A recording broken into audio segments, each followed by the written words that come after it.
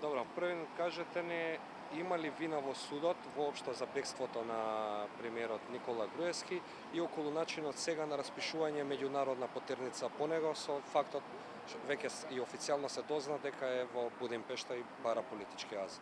Па, вака, веќе во медиумите на големо се збори за некаква, односно нечија вина. Воопшто сметам дека не треба генерално да се бара вина во било која институција, министерство или еве конкретно за судот. Сметам дека треба да се остават некои работи да се имаат свој природен тек, да се остават органите на Министерството за внатрешни работи, да се вршат својата работа и да видиме кои ќе бидат резултати. Бегствата постојат и ќе постојат. Ќе го кажам примерот со Асанж, кој што како слободен човек влезе во една амбасада и таму остана со години. Никој не можеше да го спречи бидејќи немаше наредба за ограничување на неговото движење. Во овој случај што се случило ќе видиме, претпоставам дека одговор на сето тоа ќе даде Министерството за внатрешни работи. Што се однесува до се спомнува и вина дури и на судот. Апсолутно негирам било каква вина од страна на судот, затоа што ние немаме надлежност, колку што чув во одредени изјави, да определуваме мерка притвор само иницијативно. Мерката притвор се определува исклучиво по барање на јавното обвинителство или во овој предмет по барање на специјалното јавно обвинителство. Во случајот Тенк, од самиот почеток на поднесување на обвинението до соопштување на одлуката, во ниеден момент по однос сега бегалецот Никола Груевски не била барана мерка, било каква мерка, а по најмалку мерка притвор.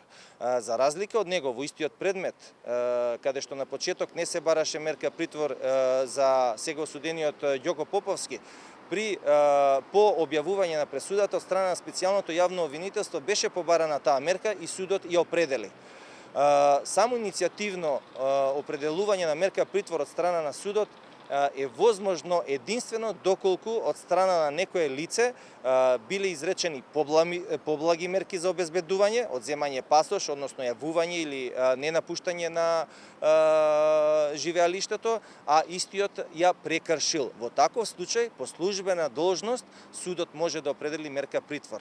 Меѓутоа, во конкретниот случај за предметот Тенк, воопшто од страна на обвинителството, немало побарано никаква мерка за обезбедување присуство, конкретно за сега бегалецот Никола Груевски. И во таа смисла судот немал надлежност да определува таква мерка. Во делот само на меѓународната потерница, како оди сега постапката, треба МВР да побара од вас или?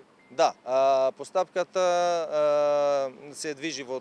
треба да се движи во тој правец, односно, откако ќе проверат веродостојноста на таа информација дека сега бегалецот се наоѓа во Будимпешта и дека, имајќи ги предвид денешната технологија, може некој да се тагне и од Њујорк, а да се наоѓа во Скопје. Значи, откако ќе ги направи тие проверки, ќе се утврди дека навистина се наоѓа таму, МВР треба да побара дозвола од судот, во конкретниот случај од судијата за извршување на санкции, за распишување на меѓународна потерница.